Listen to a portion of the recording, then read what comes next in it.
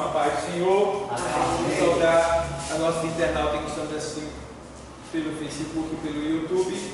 Nós estamos dando início a mais uma aula do curso teológico de preparação de obreiros para a obra missionária do Rei Jesus. Pessoal, nós estamos trabalhando, estamos estudando bibliologia, tá bom? Estamos estudando bibliologia. Uma coisa que eu queria deixar bem claro para os irmãos é que eu estou vendo assim, tanta dificuldade para os irmãos chegarem. Eles querem, eles dizem, eles falam para mim, conversam comigo, ligam para mim, mandam mensagem, e eu vejo muitos empecilhos na vida dos irmãos, entendeu? Recentemente foi trabalho, mudou o horário, está dando tarde, as coisas mudou demais. Está tão difícil para a pessoa chegar. Alguns alunos que queriam repetir, né, que eles se repetem até, né, comigo. Tem alguns alunos que foram de outras turmas. E também estou super atarefado. Sem contar que as igrejas agora, depois de se formarem, deu mais carga. Né? Sabem que eles se formaram, né? Aí, claro, quando você está aprendendo, você começa a ter uma melhor apresentação, né? Na linguagem, no comportamento, na palavra, né? Você começa a ter uma melhor apresentação. Então, um líder sábio, ele vai observar você e vai ver que você está preparado para dar início a uma obra, entendeu? Sabendo, porém, que ninguém é 100% capacitado, né? A gente vai se autocapacitando, né, na medida que a gente vai trabalhando. Aí Deus vai nos capacitando para que a gente faça o que Ele quer. Então, semana passada, eu falei sobre, a gente estudou sobre tipologia. Por quê? A gente está estudando bibliologia e a Bíblia tem muita coisa para a gente procurar descobrir o segredo dela. Mas existem algumas coisas que são essenciais para a gente estar se formando como pregador, porque no final desse curso vocês vão se tornar pregadores mais sábios, mais eloquentes, tá? Principalmente na homilética. Então, o tipo bíblico é uma figura de linguagem muito importante na Bíblia, que a gente precisa discernir para poder entender realmente o que é tipo. Eu trouxe também aqui metáfora, mas eu vou deixar metáfora para a semana que vem. Eu vou repetir essa parte do tipo, porque alguns não estavam aqui. Então, ó, estudando figuras de linguagem. Estudando figuras de linguagem. E tipos. O que é um tipo? Veja aí, tá? Prende bem. O que é um tipo? Tá? Resposta.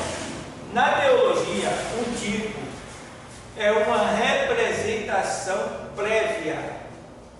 Uma representação prévia de algo que virá no futuro, como uma pessoa, um evento ou uma instituição, certo?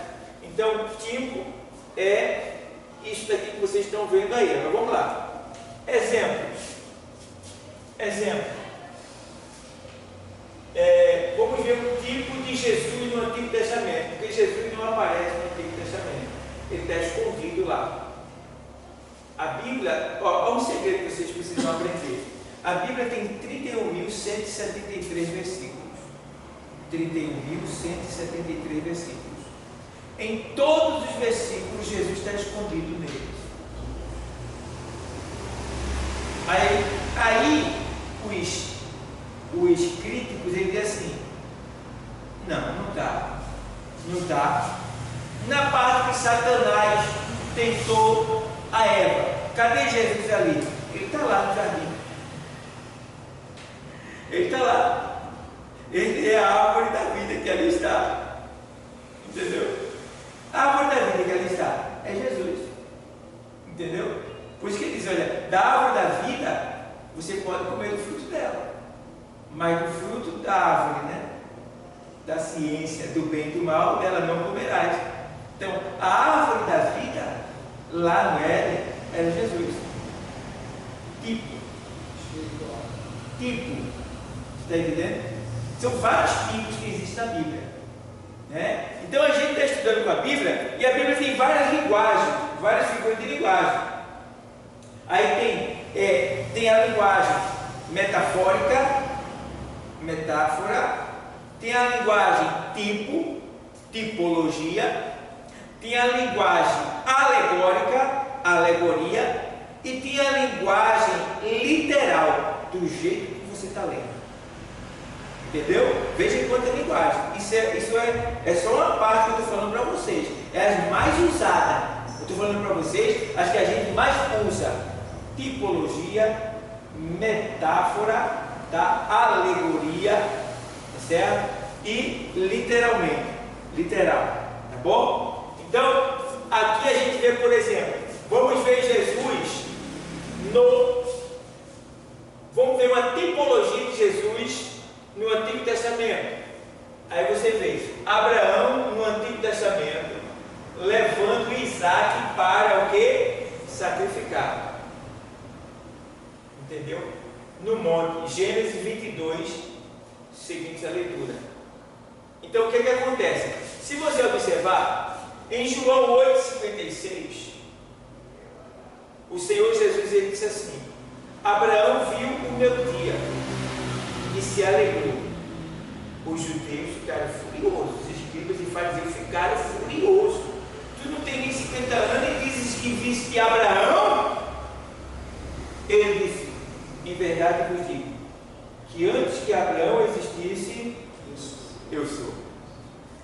Aí eles endoidaram. Aí eles ficaram furiosos, porque eu sou é quem? Deus. Eu sou Deus. Foi o primeiro nome de Deus anunciado a Moisés lá no deserto, quando ele foi chamado. Então, o que é que Deus está dizendo aqui? Que ele apareceu aqui, na hora do sacrifício de Isaac. Agora, ele apareceu aqui na hora do sacrifício de Isaac, aonde? Vocês podem dizer para mim? No carneiro. Carneiro não é outro nome? Na ovelha. Pode ser, vai cordeiro. Cordeiro, Cordeiro. Então tá, ele está escondido ali, ele está escondido nesse cenário aí. Mas aonde? Então, você vê. Isaac pode ser um tipo de Jesus, de Cristo? Não, porque ele não chegou a ser sacrificado. Entendeu? Aí o que acontece? Na hora que Abraão vai tipificar ali Jesus, aí Deus não deixa. No hebraico original diz que um anjo segurou aqui, porque Abraão ia matar mesmo. Ele ia matar, estava certo, né? Ele ia dar-lhe valendo. Mas o anjo, nos hebraicos, nos comentários hebraicos judaicos, diz que o anjo, na hora, não faça isso. Pode dizer que o texto de lá, não faça isso. Entendeu? Não foi só uma palavra não ia segurar. Não, alguém veio e segurou. E diz, né, nos comentários judaicos, que foi um anjo. Um anjo veio e segurou ele. Aí ele parou. Aí quando ele para, o cordeiro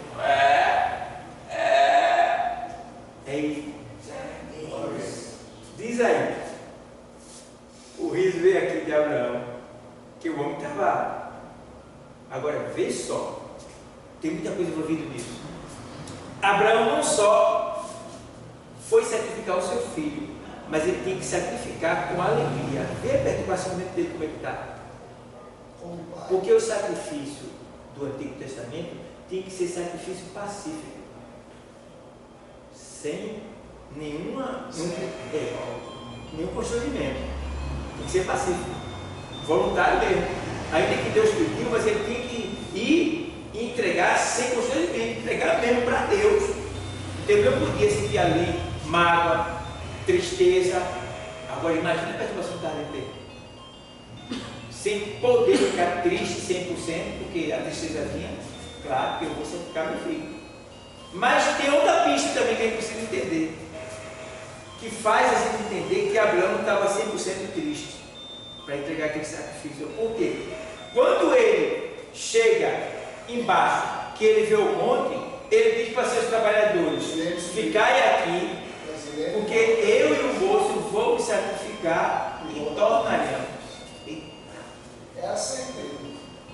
A certeza, a fé, a convicção que Deus ia prover uma coisa. E o outro ponto é, ele segura essa palavra. Ele não se deixa ser tentado. Quando ele vai subir no monte, o que é que acontece? O menino não, o jovem, né? Porque o pessoal acha que é uma criança. Ele está levando o fecho de lenha. Ele tem 24 anos. Tá? Isaac aí 24 anos. Porque o jovem naquele tempo era de 60 anos. E foi a idade que Isaac casou, 60 anos. E aí, ó, quando ele vai levando, pai, está aqui o fogo, né? Está aqui o cutelo, que é a faca, né? Está aqui a lenha. Agora, e o cordeiro, pai? Aí Abraão agora ia dizer que era ele? Não. Ele não se deixou tentar. Ele continuou dizendo: Deus proverá. O cordeiro para si. Deus diz aí. E vai. Aí chega lá, até então, cadê a provisão de Deus? E era horrível o sacrifício de um animal degolado. Tem que enfiar a faca na parte para o sangue. Imagina. Mas tem que ser. E o menino não esperneou, não quis correr, não. Se entregou-se. Prepara tudo. Um cordeiro. O cordeiro não se perde. Aí ele pega a faca que ele faz assim. Aí quando o cordeiro aparece, ele olha, aí o riso vem. Entendeu? A alegria vem. Aí Jesus diz isso no Novo Testamento: Abraão viu o meio-dia e se alegrou. Onde foi que Jesus apareceu ali? No cordeiro. Mais uma vez. Cordeiro que Deus proveu. Ali era Jesus, tomando o lugar de Isaac, lá no Antigo Testamento. Está vendo você? Então, isso aí é chamado de tipologia. O que é tipologia? É algo no Antigo Testamento que é a sombra do que vai acontecer no Novo Testamento. Certo? É algo no Antigo Testamento que é a sombra do que vai acontecer no Novo Testamento. Tipo, o cordeiro ele estava apontando para o sacrifício de Jesus. De Jesus. Muito bem. Certo?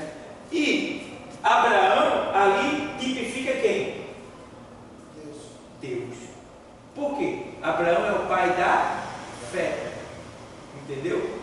Então, ele tipifica Deus que pegou o seu filho sem nenhum empecilho e entregou e sacrificou. Ele foi para sacrificar. Então, Abraão tipifica Deus. Tá bom? Então, o tipo é isso aí. É algo no Antigo Testamento que parece com algo no Novo. Por exemplo,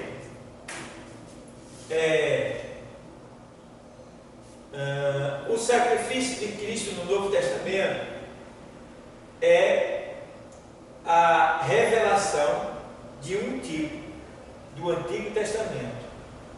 Aí você vê, por exemplo, Mateus,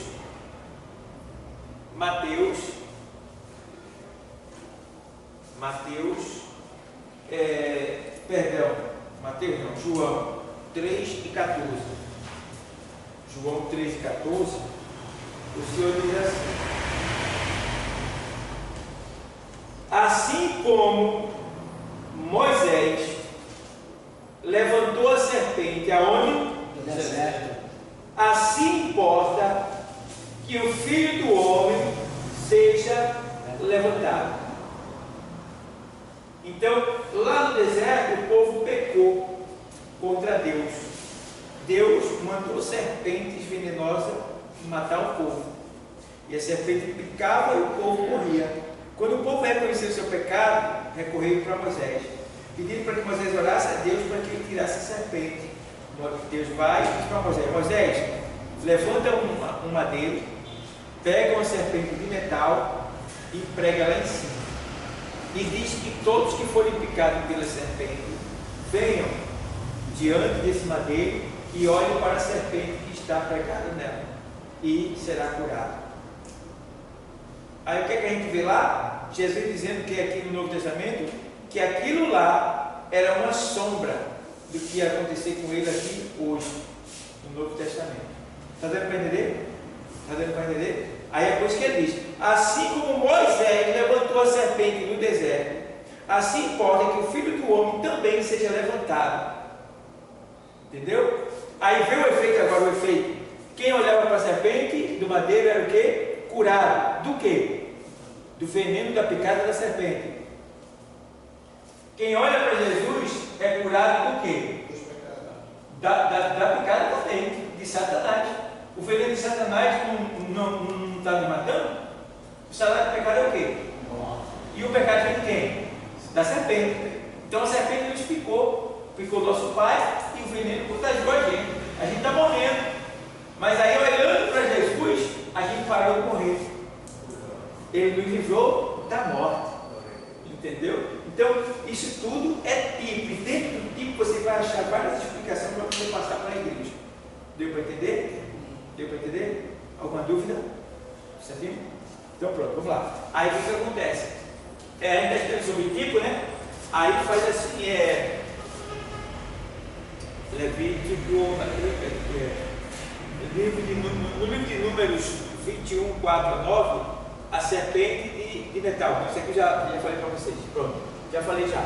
Isso aqui é no livro de Números. Essa passagem da serpente é no livro de Números, capítulo 21, versículo 49. Tá? Aí, ao mesmo tempo, lembrando que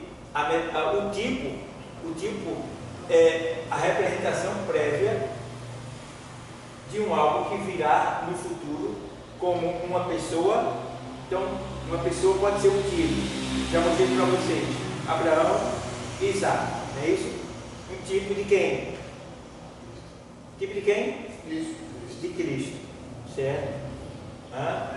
Um evento, né?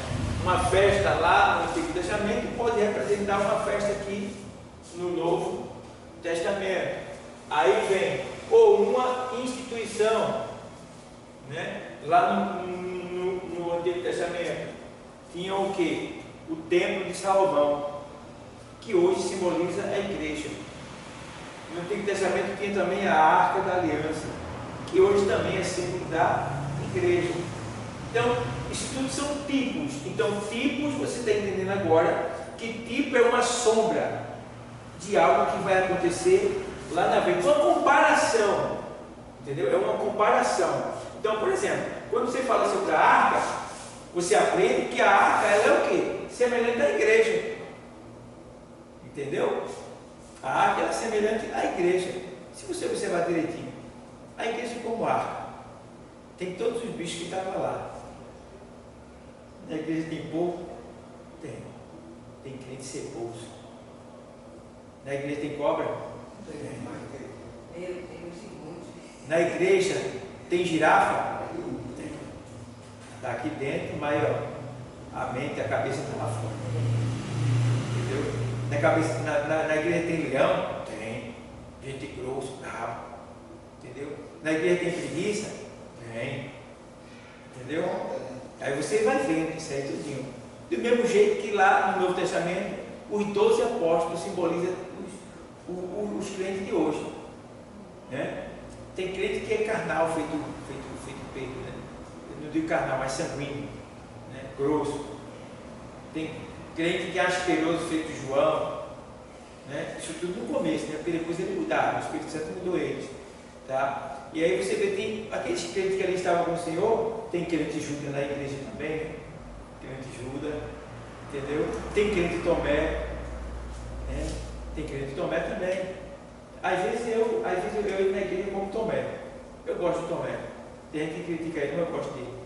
Porque ele é o tipo de crente que certas igrejas por aqui, ele ia se deixar levar pela emoção.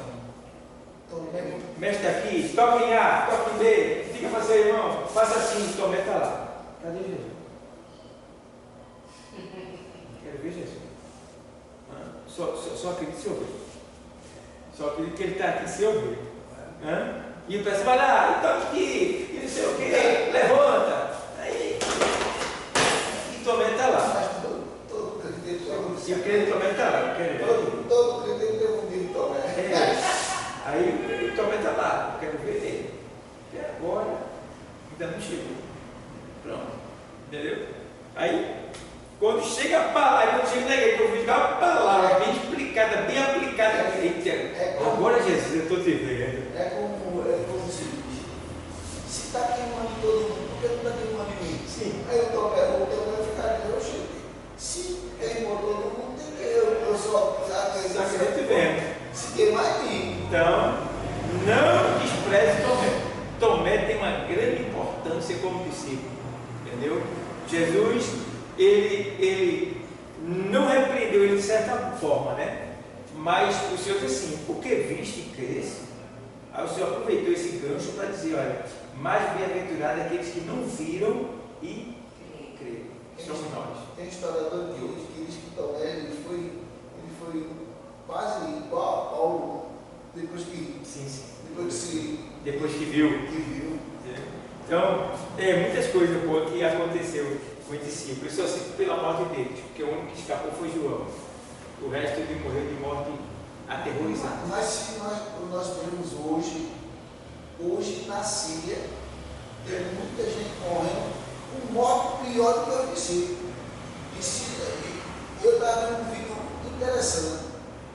Estou vivendo com uma salinha assim, já com uma sentença decretada já de morte, está tudo cantando. Tudo cantando e dizendo que Jesus era o Salvador. Dizendo que Jesus era o Salvador, tudo cantando. Rapaz, os crentes lá fora, ele morre calado. Dando glória a Deus. E depois de alguns minutos, estava o corpo lá. As fotos, e eu vi. Tudo decapitado. E mandaram, rapaz, ele bota assim, ó, o crente tá lá, algemado. Aí ele puxa ele vem, calado. Tudo decapitado. Aí vai assim, ó. Como aí ele vai lá e faz assim, ó. Ele faz assim, o carrasco está aqui já. Aí o carrasco levanta a força assim, só dá luz. Quando ele dá luz, a cabeça pula fora. O corpo cai no chão, ele puxa o corpo e joga na trilha, ó. Na trilha. Pega a cabeça e. Aí pega outro. Nenhum crente vai. Você não vê? Outros é levado para ser lá, vão matar com tiro, né? Aí eles ficam de joelho lá, aquela filha tudo de joelho lá, e eles calados na beira lá. E eles atrás já com a arma apontando, cada um para uma cabeça. Aí ele faz os rituais dele lá, depois dá o aval, aí ele dá logo na cabeça. Aí eu vi o festival dele lá. Eles atiravam na cabeça e matavam, né? Aí todos eles, com as armas que eles tinham, pegando os corpos assim, dando tiro, estragando mesmo assim o corpo, estragando assim, o corpo assim, com bala. Tanto ódio que eles têm, o diabo, né? Furioso com a gente, né? Então você vê como é que está. Né? Agora, com a diferença, Antônio, porque hoje em dia a morte de muitos é mais rápida do que a de antigamente. Porque antigamente eles matavam por tortura mesmo, entendeu? E hoje, até então, tem sido pouco as torturas, tem sido mais por essas mortes rápidas, né? Decapitação e tiro na cabeça, é muito rápido, tá? Claro que até eles chegarem ali, lá dentro eles sofrem muito, feito na Coreia do Norte, o crente lá ele trabalha o dia todo e a comida é capim. Como é que está esse crente? Como é que está essa pessoa? Entendeu? Então, é triste que situação. Eu vi uma tortura lá na Rússia, falou da tortura que tem lá na Rússia, e disse que eles pegam o cara, o crente, e botam, mas ele engoliu um quilo de sal a pulso. Mas ele engoliu um quilo de sal a pulso. Quando ele engole um quilo de sal, ele fica lá, o sal vai cortar tudo lá dentro. Tudo. Aí depois de umas 2 horas assim, aí eles vêm, abrem a cela e colocam água. Coloca água. Se ele tomar água, não. Não é muito todo jeito. Porque o sol vai contar, o sol vai contar tudo. Isso é a situação. Ele não é muito todo jeito. Aí, para vocês verem. E eu fico vendo os covardes dos crentes daqui. Não vem nem orar, não ora pelo missionário, não vem numa vigília pedir a Deus, rogar pelos amigos que estão lá fora. Tudo covarde. Olha, tudo não. Errado a linguagem, mas uma boa parte, covarde. Irmão, Crente covarde. Eu estava vendo, se tivesse, fizeram uma pesquisa, se tivesse uma perseguição ferrenha no Brasil, como existe nesses países aí, 80% dos crentes brasileiros ia dizer que não conhece Jesus. Acredito. Porque hoje nós temos liberdade para sair para evangelizar, pregar o evangelho no meio da rua, falar do amor de Jesus, e você, o camarada arruma desculpa, porque eu trabalho no mundo, estou cansado, chego cansado, eu não posso. Aí quando dá desempregado, está todo dia na igreja. Todo dia na igreja. Senhor, abra a porta. Aí quando Jesus abre a porta, começa a abençoar o camarada. Aí já começa a negligenciar, dizer, não sei tempo. Rapaz, não sei tempo. Não tem tempo não. Meu irmão, não tem tempo não. Meu tempo aí, eu trabalho, chego em casa cansado e não tem tempo. Quando eu preciso ir para a igreja, já queima, aí eu trago os trabalhos da igreja, mas o homem vai correndo debaixo de chuva, ele pode estar cheio lá com o outro. Chega lá. E ainda dá satisfação. Olha, eu cheguei aí por causa disso, mas estou chegando aí. O cara bota a bolsa na cabeça, passa por meio da água, levando ele para chegar no trabalho. Mas para Jesus, que deu tudo, ainda dá um fogo de vida ao ser humano, salva ele, ainda tem um céu de glória para que ele possa morar. O cara sempre diz a Jesus que está cansado. Na outra aula, eu quero sobre a Trindade. Aí eu dei uma explicação fácil sobre a Trindade, porque a Trindade tem sido muito debatida na mídia. Aí eu disse, bom, a Trindade é uma coisa muito fácil de se entender. Tá?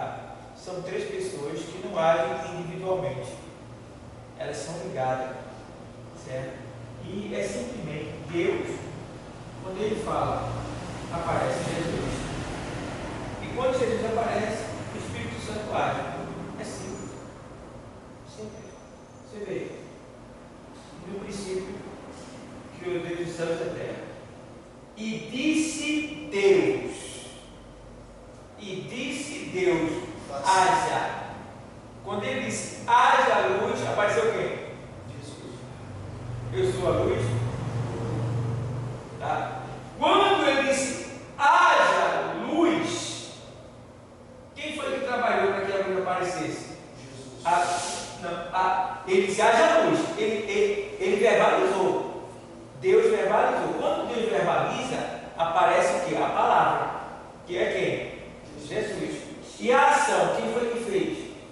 Espírito Santo. Entendeu?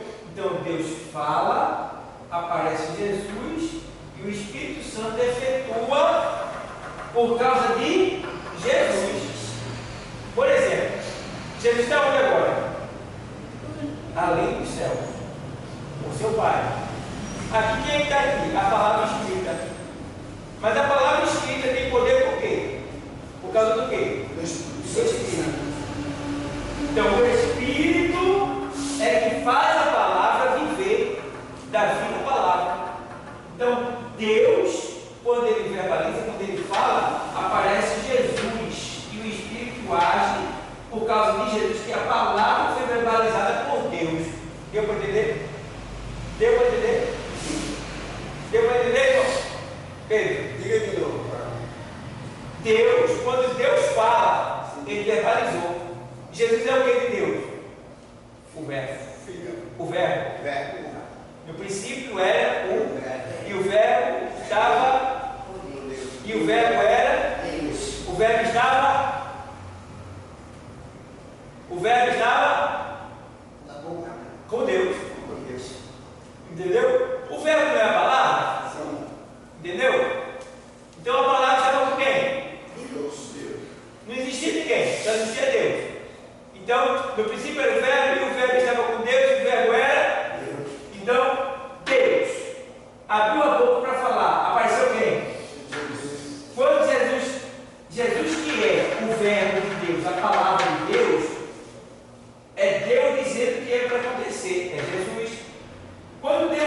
aparece Jesus e o que é para aparecer, o Espírito Santo faz.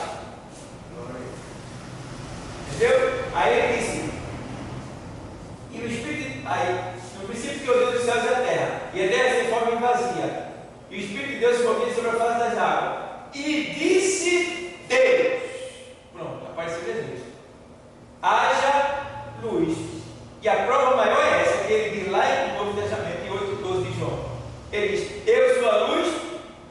O que é que ele está dizendo, João? Que ele estava aqui.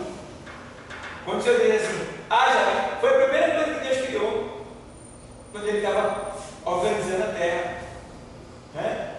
E criou Deus os céus e a terra, e a terra era sem forma vazia, e a terra sobre a face do abismo, e o Espírito do Senhor se movia sobre a face das águas, e disse Deus, pronto, apareceu Jesus, haja luz. Jesus é a luz do mundo. Entendeu? O Espírito Santo veio depois que Jesus subiu, ele morreu. O Espírito Santo, hoje, Depois que ele morreu? sim, Jesus morreu, depois ele ressuscitou no terceiro dia, ficou por 40 dias. Aí depois que Jesus foi ao Pai, de vez está lá, aí o Espírito Santo ficou com a gente consolador. Com certeza. Então, ele não ficou, ele foi enviado. Porque ele disse assim, olha, eu vou, quando eu for, ele vem. Se eu não for, ele não vai vir. Entendeu? Então, quando ele foi assunto ao céu, ele ficou 10 dias intercedendo ao Pai. No 10º dia da reunião do cenáculo lá, tá? De Atos 2, foi que o Espírito Santo veio e aí cumpriu essa profecia de Joel. Não no todo, ela não foi cumprida no todo ainda. A profecia de Joel que diz que o Senhor, que toda a carne será cheia, né? E há de ser que nos últimos dias derramaria do Espírito sobre toda a carne. Toda a carne não tem o Espírito de Deus. Então essa profecia não foi cumprida ainda totalmente, só parcialmente. Quando é que ela vai se cumprir? No milênio. Só no milênio é que todos terão o Espírito de Deus. Entendeu? Todos são salvos. Entendeu? Ali não tem como. Então deu para entender aqui? Deus Pai, Deus Filho e Deus Espírito Santo. Os três é Deus, os três é um só. Entendeu? Agora, como ele é Deus, claro. O Espírito Santo, eles agem indistintamente, de certa forma. Eles estão em lugares diferentes, então, mas ao mesmo tempo todos estão no mesmo lugar. Dá a impressão que quando o Espírito Santo está, só ele está. Não. Onde o Espírito Santo está, Deus está. Porque o Espírito Santo é o Espírito Santo de Deus. E a Bíblia diz que o Espírito Santo ele penetra as profundezas de Deus. Aonde Jesus está, Deus está. Porque Jesus é a palavra de Deus. Então ele não pode estar aqui se Deus não tiver. Entendeu? Ainda sabendo, porém, que Deus ele está num lugar inacessível. Deus está num lugar inacessível. Então ele não sai de lá. Mas ele viu o quê? A sua palavra e o seu Espírito. Entendeu? Porque é esses dois aqui que estão trabalhando para poder fazer com que a gente chegue até Deus. Porque do jeito que a gente não pode chegar até Deus, ficar do pecado. Aí a gente morre. Aí ele enviou esses dois para cuidar da gente. Claro, esses dois, mas que não deixam de ser ele. Entendeu? Então, Deus está em Cristo, entendeu? E o Espírito Santo também está em Cristo e está em Deus. Entendeu? Deu para entender? Pronto. Por quê? Vou perguntar isso para vocês. Explique sobre a Trindade. Você já vai logo dizer. Trindade não tem na Bíblia. Literalmente não. Vai logo dizer. Não tem essa palavra Trindade na Bíblia. Bom, mas existe a Trindade. Aí você vai explicar o que é a Trindade. Tá bom? Lá em Gênesis você já explica logo a primeira.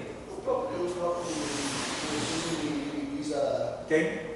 Jesus ele diz a Tomé também bem antes que Senhor, mostra-nos o caminho. Foi Filipe. Foi Filipe. Mostra-nos o caminho. Ele disse, mostra-nos o Pai. Ele disse, eu estou há tanto tempo contigo. Senhor, mostra-nos o Pai, é o que nos basta. Tenho estado há tanto tempo convosco e ainda não tem. E tu ainda vem pedir para mostrar o Pai. E não Quem entende. vê a mim, Isso. vê o Pai. Quem vê o Pai vê a mim. Isso. Ele disse, então mostra o caminho. Eu sou o caminho. Ninguém vem. E ninguém chega ao meu Pai. Senão, aí como é que se explica isso?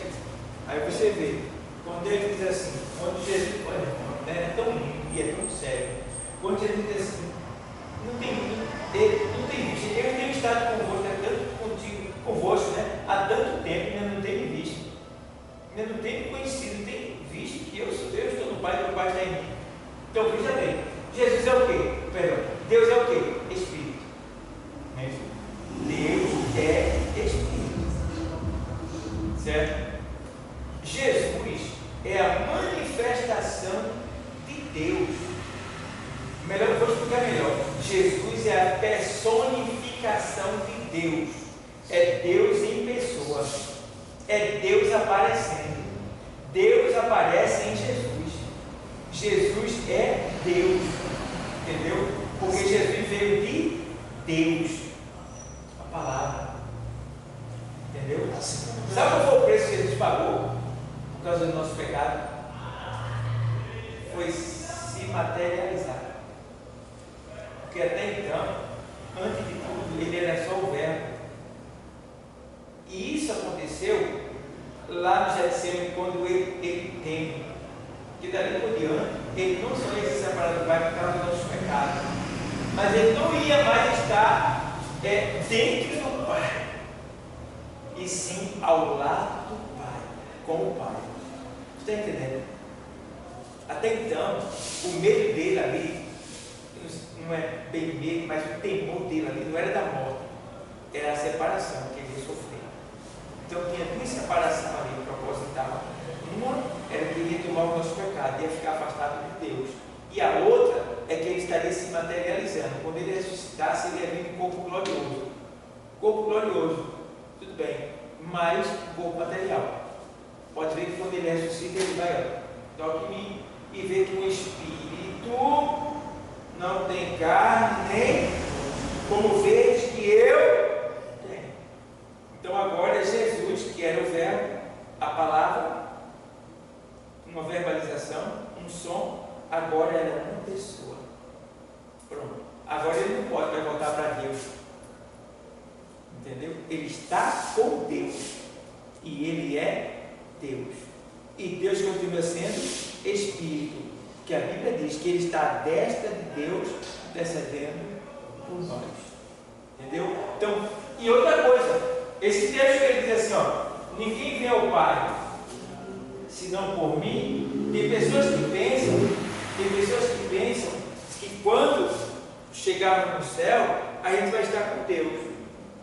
A gente não vai estar com Deus, entre aspas falando. Jesus é Deus, mas ele é a palavra de Deus, certo? Então, a gente não vai estar com Deus, a gente vai estar com Jesus, a palavra de Deus. Quando ele diz assim, ninguém vem ao Pai senão por mim, a gente nunca vai estar com Deus definitivamente, Deus o Pai. Nunca vai. Por quê? E Jesus sempre vai estar por toda a eternidade nos levando a Deus. Quer dizer que a gente nunca vai chegar definitivamente a Deus. A gente vai estar sempre indo a Ele. Essa é a razão do mundo vindouro. Ainda será o desejo de Deus. Não sei se vocês estão entendendo.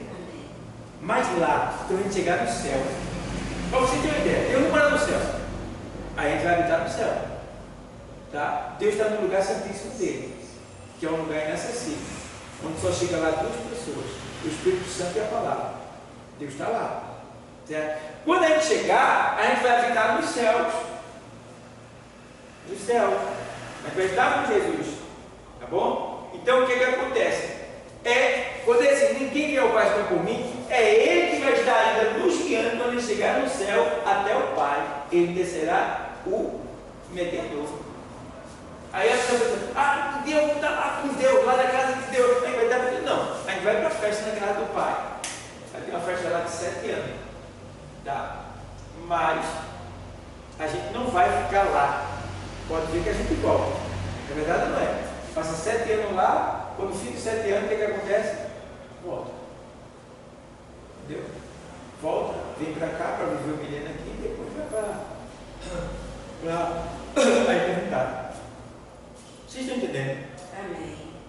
A escatologia do mundo vindouro é coisa séria.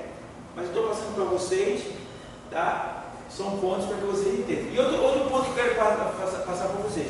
Tem coisa que eu falo aqui para vocês que é bom que vocês fiquem só para vocês. Porque se vocês falarem para alguém, alguém não vai entender da maneira que vocês estão recebendo aqui. Aí pode ter que estar contando heresia, pode me perseguir, pode de alguma maneira lhe criticar. Tem muitas coisas que podem acontecer.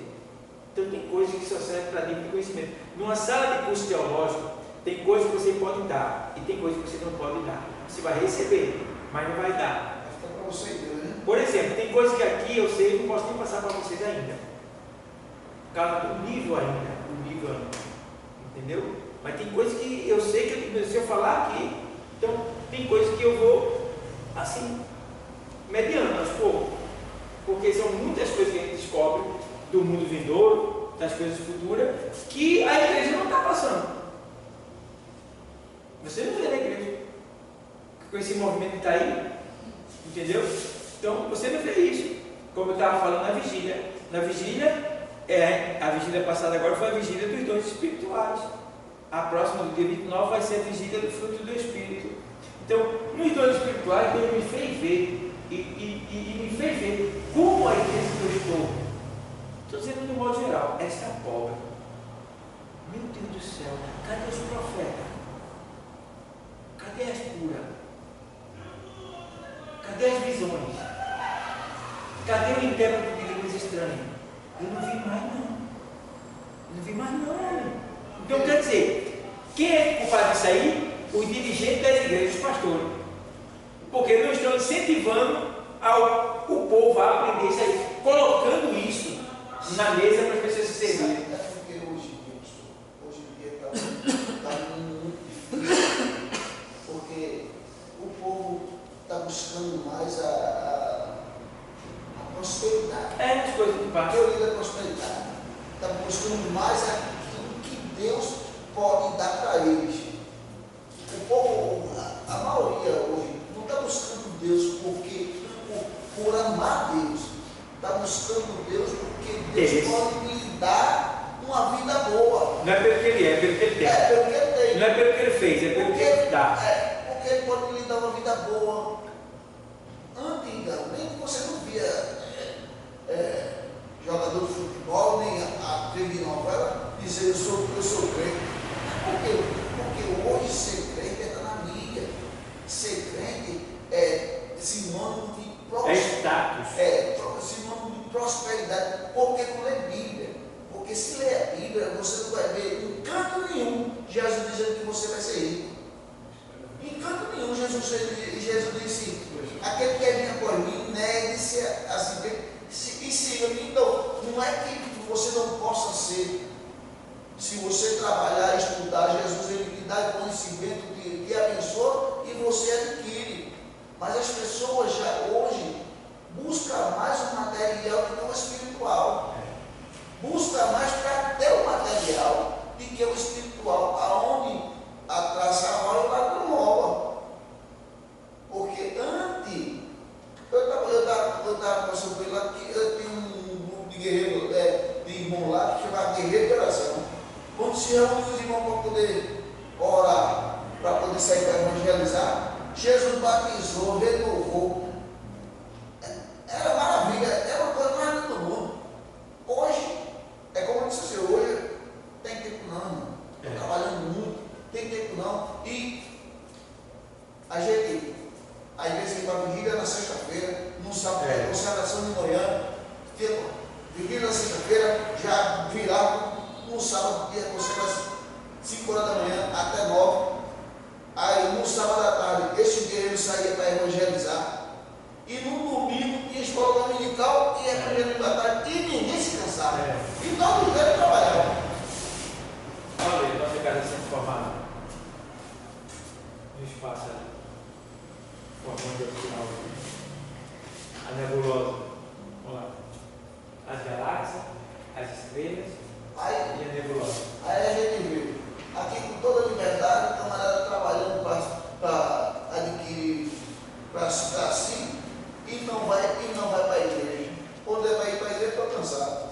Aí o camarada vem na Síria, os irmãos tudo passando necessidade, vendo viver uma vida precária.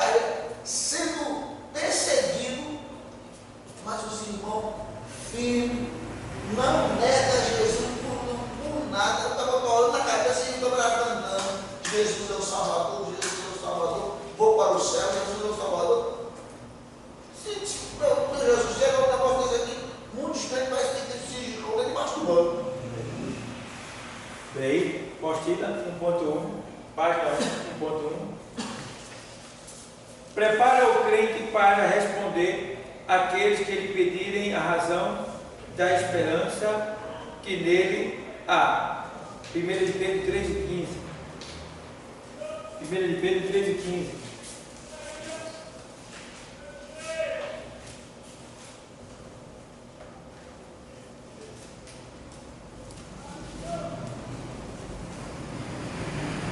Antes santificai a Cristo como Senhor em vosso coração, e estáis sempre preparados para responder com mansidão e temor a qualquer que vos pedir a razão da esperança que há em vós. Antes santificai a Cristo. Ou seja, para você responder uma pergunta dessa, você tem que santificar a Cristo. O que é santificar a Cristo? Santificar quer dizer separar. Você não pode dizer que é crente e está envolvido com coisas que é do mundo.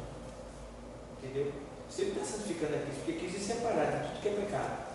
Então, como eu posso santificar a Cristo se eu estou envolvido com as coisas de baixo? Então, antes de tudo, santificar a Cristo. Onde é que Cristo pode estar? Entendeu? Você tem que saber. Cristo pode estar assistindo novela? Não. Então, eu não vou ter autoridade para falar com alguém que está junto comigo assistindo novela. Tá? Cristo gosta de jogar futebol? Então eu não vou ter, né, autoridade para falar com quem está junto comigo jogando futebol. Entendeu? Cristo, ele vive por aí jogando loteria, alguma coisa parecida? Não. Então, quando a palavra diz antes de santificar a Cristo, ele está dizendo que Cristo tem que estar em você e você deve estar no lugar que Cristo está, que Cristo se agrada. Entendeu? Antes de santificar a Cristo, ou seja, antes de separar a Cristo do que não presta, antes de separar a Cristo do que ele não gosta. Entendeu? Então, para poder responder à razão da esperança que há em vós.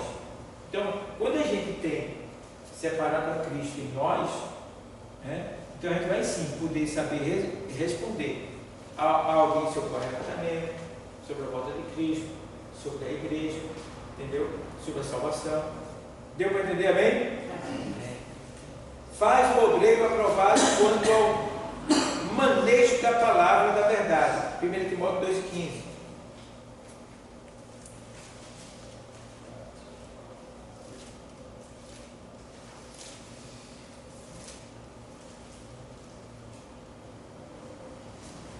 O texto sagrado diz assim, 1 Timóteo 2,15. Esse mesmo? Não é segundo, não. É segundo, perdão. 2 Timóteo 2,15.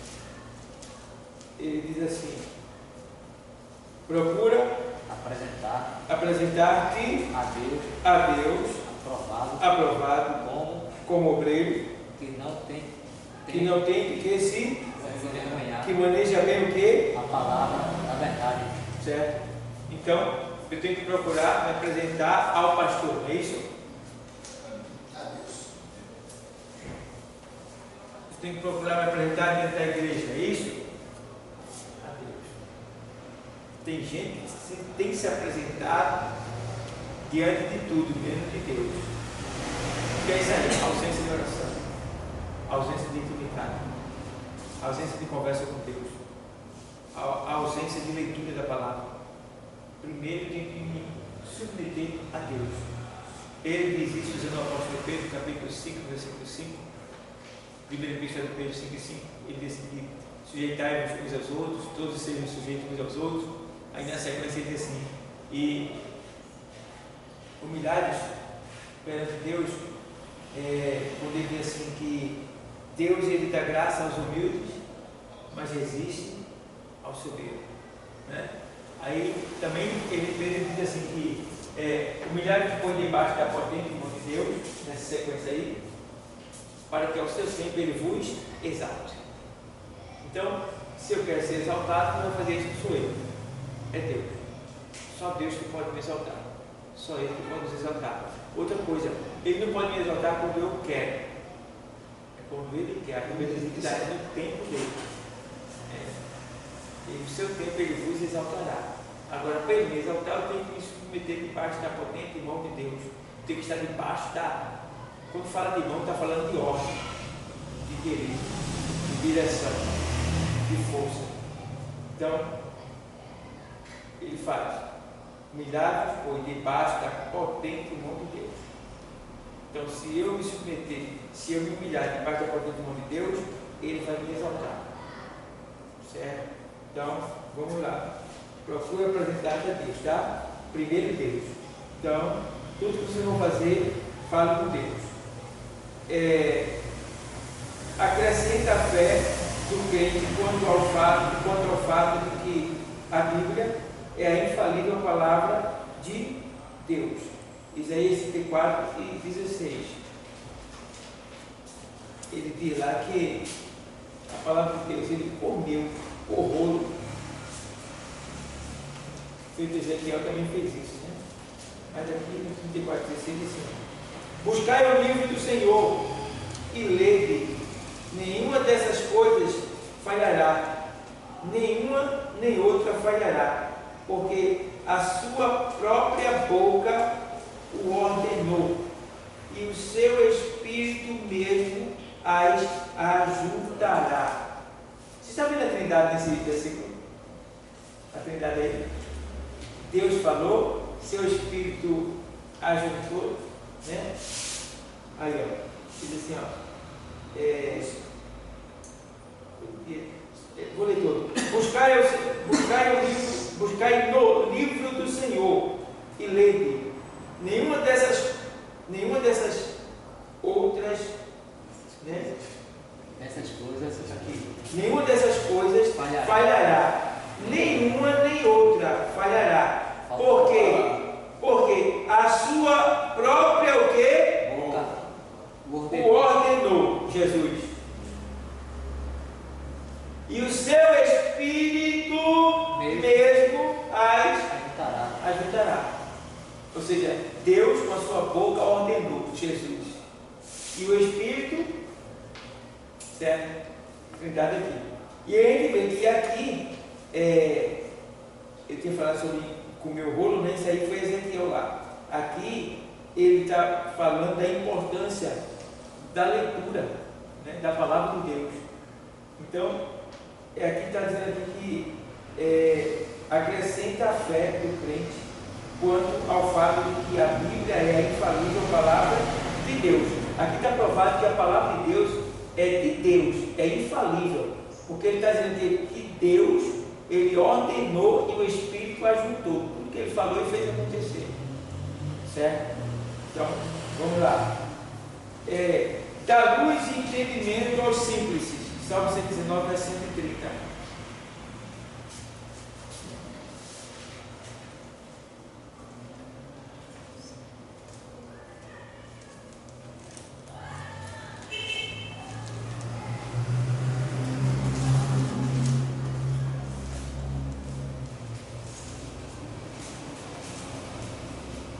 O meu corpo. 130, né? A exposição das tuas palavras dá luz e dá entendimento aos simples. Veja que coisa linda. A exposição da tua palavra dá luz e entendimento aos simples. O que está acontecendo aqui agora? Com isso vocês estão fazendo o quê? Recebendo o quê? Entendimento. E luz. Está tendo a mente iluminada. Entendeu? É isso aqui que a gente tem que fazer na igreja. Não importa se alguém vai ficar assim murcho porque você não pulou, não falou de coisa estranha nem gritou. Expõe a palavra, porque você expõe a palavra, você vai estar dando luz e entendimento. Certo? E só cresce diante de Deus quem entende o que Ele está falando. Se alguém não entende o que Deus está falando, como é que vai acertar? Então, exponha a palavra. Exponha. Todo jeito que, olha, irmão, meu negócio é só ministrar a palavra. Estou nem aí, quero nem saber do movimento. Se tiver oportunidade, a vigília, a gente termina de meia-noite aqui, é de meia-noite. A gente termina de 1h30 aqui. A de meia-noite. Ainda tem um lanchinho, né? Tem um lanchinho. Sai daqui quase 2 horas. Começa de 9. 9, 1 hora de oração. de 10 horas levanta, dá a oportunidade, aí de 11 horas recebe a oportunidade para ler a palavra. Mas como tem muita gente, a gente gosta de dar a oportunidade bastante, aí quando vem dar a palavra já é 11h30. Como, no meu caso, eu estudo para trazer um estudo, aí eu passo de meia-noite. Termina de meia-noite e 20, meia-noite e 30, meia-noite e 15, por aí. Aí a gente entrega o pacote para Deus e depois vai lanchar, tomar café. Aí quando a gente sai daqui 1h30. Fez a sopinha aí, uma sopão aí, foi uma delícia. Né? Lá em Itapicima foi tanta comida que apareceu que sobrou comida para o domingo. Né? Então, é uma bênção. Então, palavra. Todo mundo ficou aqui, escutou, tranquilo, gostou, uma bênção. Exposição da palavra. Pregamos sobre dons espirituais, as pessoas aprenderam. Tá? Então você veja, é isso aqui que a gente tem que fazer. Por que não antecipou? Por que não antecipou? O quê? Se vai até luz, por que não antecipou? Não foi direto, né? Não, porque a gente tinha que dar uma dormidinha. Eu mesmo não aguentava não. Porque tinha que levar o povo, né? E realmente a gente não está fazendo esse propósito de até 5 não. Porque eu, no meu caso, eu trabalho, né? Eu trabalho. Aí os irmãos também é meio devagar. Mas a gente está querendo, né? Mas é puxado, até 5. Para mim é, porque eu vou pegar no trabalho de 5. Aí fica pesado para mim. Entendeu? Porque eu ia até 5, eu tenho que dormir, porque de tarde eu vou cuidar por cima viajar, para voltar dirigindo. 2 vezes eu saí da pista, pouquinho, mas saí dirigindo, porque a pista é boa. Eu ali, aí o sono vem, o olho fica aquela luz. Tem alguém conversando, entendeu? Aí se eu tiver alguém para mandar é bom, mas se não tiver, e se o pergunto estiver comigo, vai ter que dormir também. Então é complicado. Mas é mais pela questão das oportunidades, que teria mais palavras. Mas por questão de sacrifício, Deus recebe do mesmo jeito. Então, ó, o estudo da Bíblia. O estudo é mais do que o quê? É mais do que aplicar. Ou seja, o estudo é mais do que ler e aplicar. Amém. Ou seja, perdão, é mais do que ler. É aplicar a mente a um assunto de modo que sistemático e constante. começou a ler a Bíblia, vai ler a Bíblia da onde? De Mateus, Apocalipse. Quando terminar de Mateus, Apocalipse, você vai para Gênesis. Aí vai de Gênesis até Malaquias. Sistemático. Entendeu? No sentido sistemático. É o sentido da ordem da Bíblia que a gente tem. Você vai lendo na sequência. Mateus, Marcos, Lucas, João, aí vai. Vai lendo. Tá bom? Então vamos lá. Ainda aqui.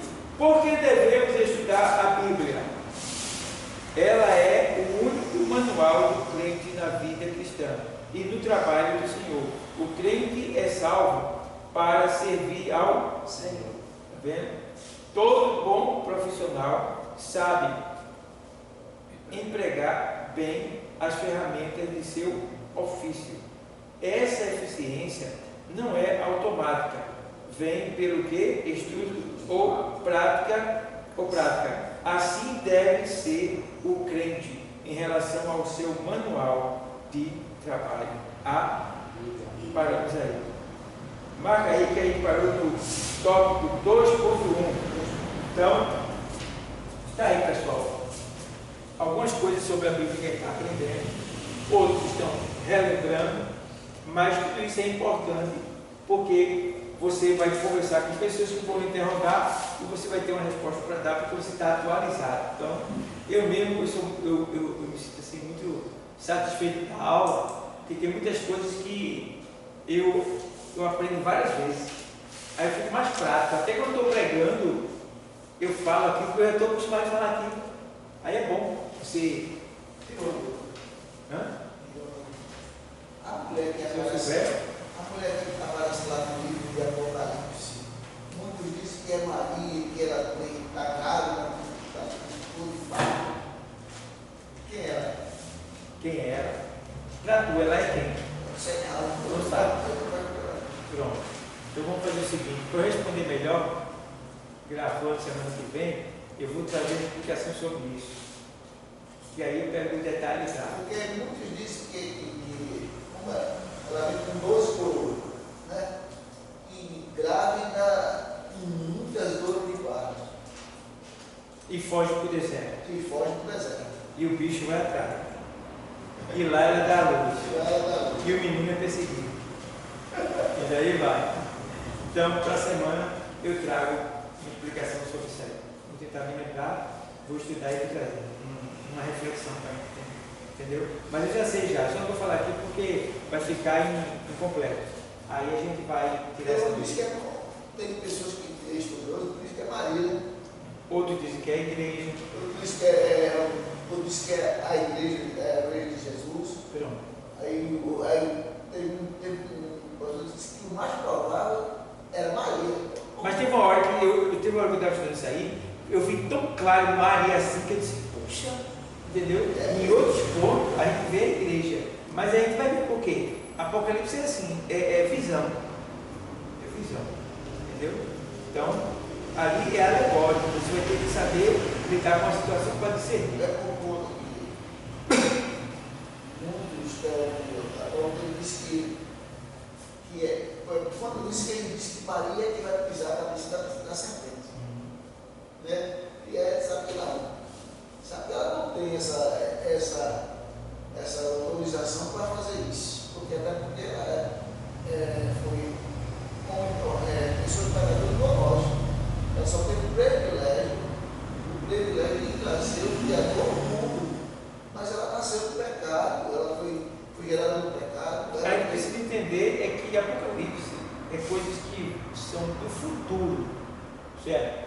Então a gente não vê como sendo exatamente aqui agora, aí eu vou declarar isso aí, que seja Maria, exclusivamente Maria, porque assim ele pode estar falando de algo relacionado ao passado, né, que aponta para o futuro, tá? Mas o propósito de Apocalipse é mostrar o futuro.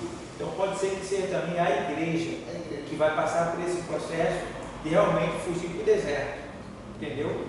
Então tem todo esse processo. Mas essa semana eu vou trazer uma reflexão sobre isso aí, para a gente aqui tirar dúvidas, destrinchar isso aí, tá bom? Fica melhor, tá certo? Então vamos louvar o nosso irmão Antônio e a gente pode a oferta. Marcelo vai pegar ali a salva e vai colher a oferta. Olha lá. No privilégio.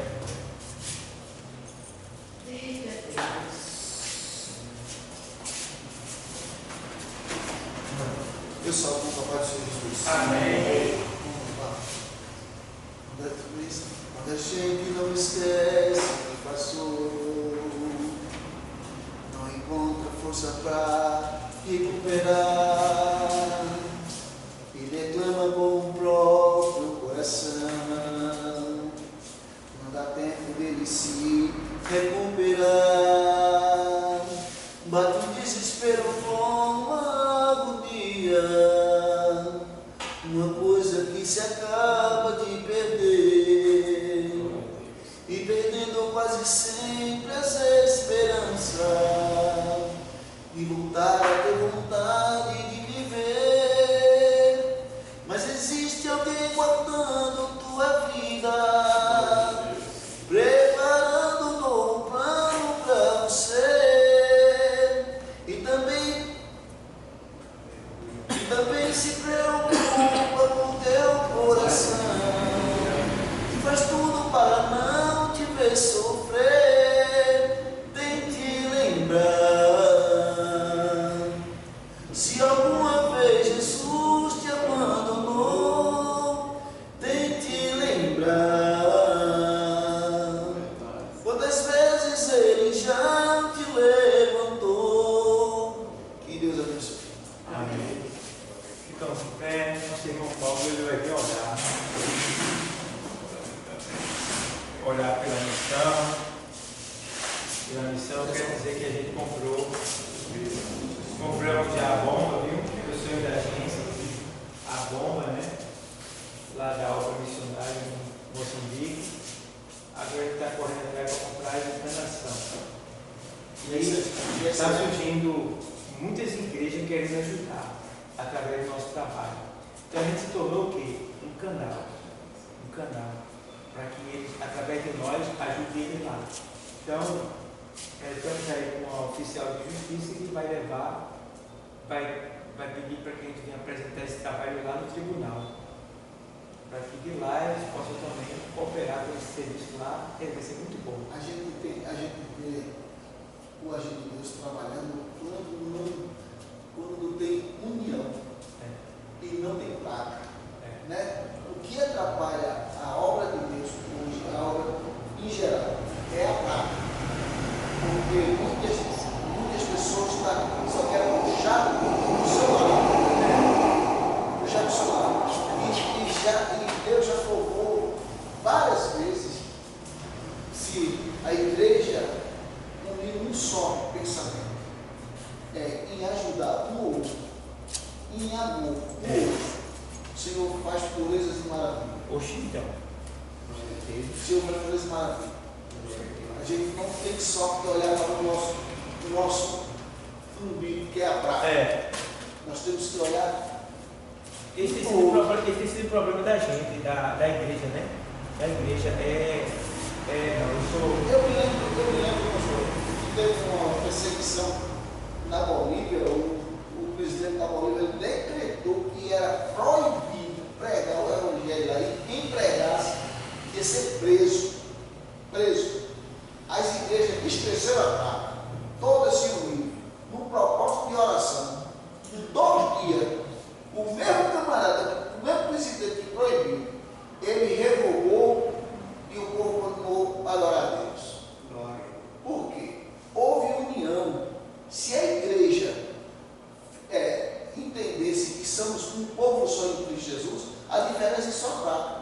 Uma certa vez, um rapaz que trabalhava comigo perguntou: irmão, por que tanta igreja? Por que tanta igreja? E tudo tem uma placa diferente. Eu fiz uma pergunta. Eu disse: Jesus, queria saber como eu respondi a ele.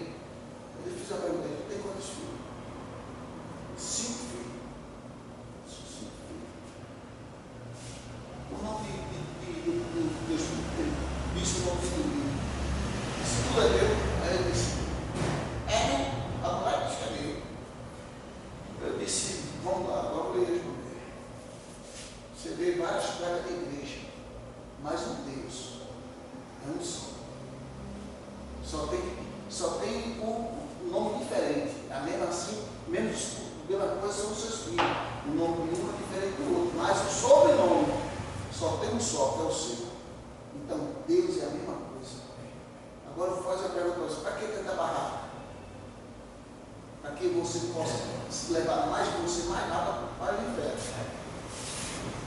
Porque tanta igreja, porque tanto bar, porque tanta gafieira. Né? Posso te responder com uma pergunta? Eu te responder com uma pergunta. Aí tu me responde e eu te respondo depois. Por que tanta igreja, pastor? Você vai me responder. Por que tanta gafieira? Por que tanto motel?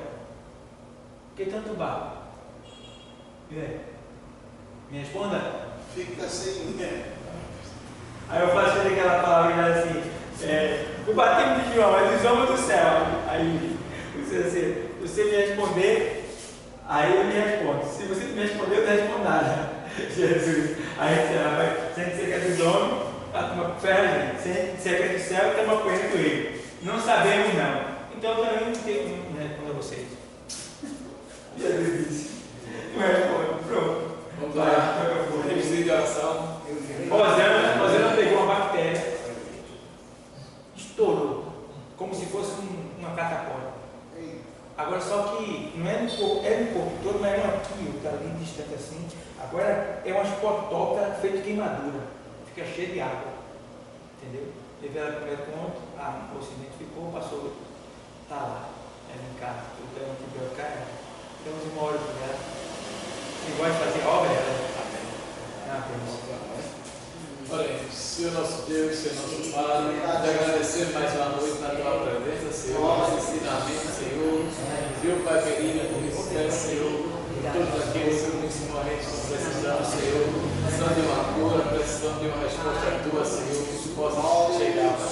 Senhor, também te peço para a tua igreja, Pai, lá em nosso amigo, Pai, estou, Senhor, aquilo que todos estavam reunidos no pensamento só, Senhor, bota o Senhor no centro das coisas, Senhor, tudo acontece para a glória do teu nome, Senhor.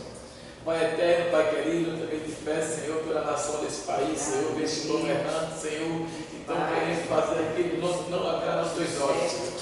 Chega, Senhor, com providência, acalma essa tempestade, Senhor, tudo para ser glorificado no teu nome, Pai.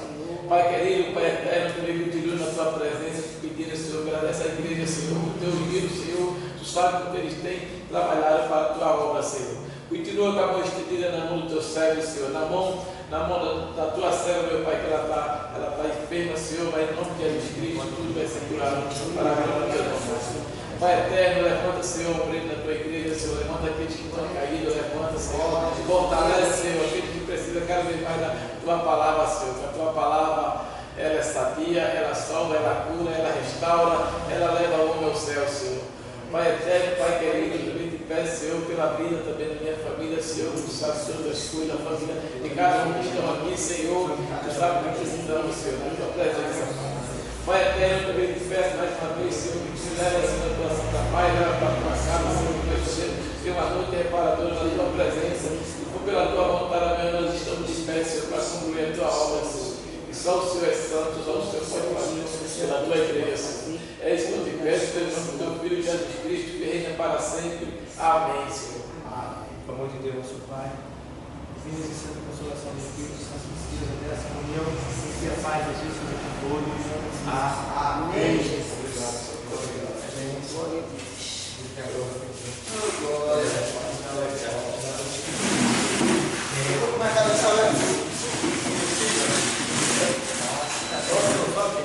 Agora eu peguei um negócio para mostrar mais, rapaz,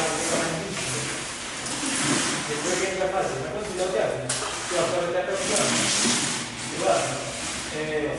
eu vou fazer, meu cunhado, ele está preocupado,